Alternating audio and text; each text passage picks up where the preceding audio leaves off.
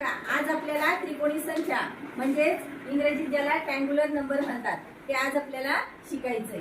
तर त्रिकोणी संख्या कशा असतात बघा। आता नैसर्गिक संख्या ज्या क्रमाने येणाऱ्या नैसर्गिक संख्या कोणत्या असतात सांगा बरं। 1 2 3 4 अशा सलग पुढे पुढे किती पण असत सलग नैसर्गिक संख्या। तर सुरुवातीला 1, आता ही 1 घेतली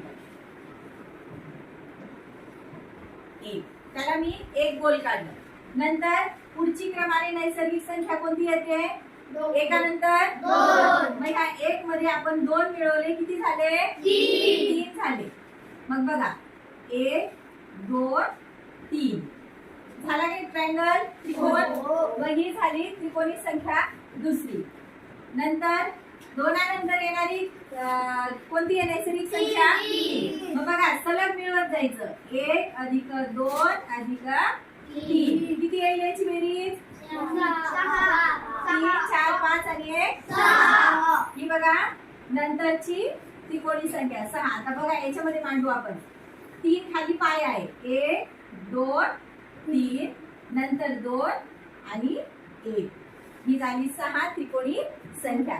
याच्या पुढे 3 च्या नंतर कोणती संख्या 4 1 अधिक 2 अधिक 3 अधिक 4 किती येईल या सगळ्यांची बेरीज 10।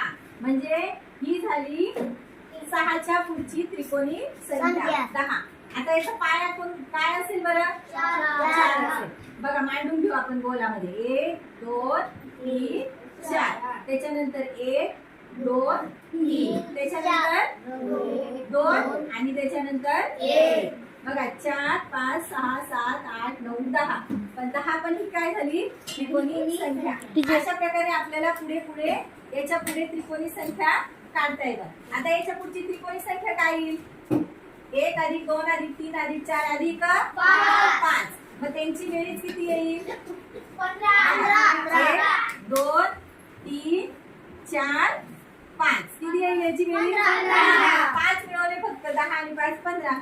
अशा प्रकारे आपल्याला त्रिकोणी संख्या काढता येतात। समजलं आता त्रिकोणी संख्या बघा त्रिकोणी संख्या आता आपल्या कोणत्या आलेल्या आहे 1 3 6 10 15 त्याच्या पुढे मग अशा प्रकारे आपल्याला त्याच्या पुढचा नैसर्गिक अंक त्याच्यामध्ये मिळून नंतर त्रिकोणी संख्या आपल्याला काढता येतात।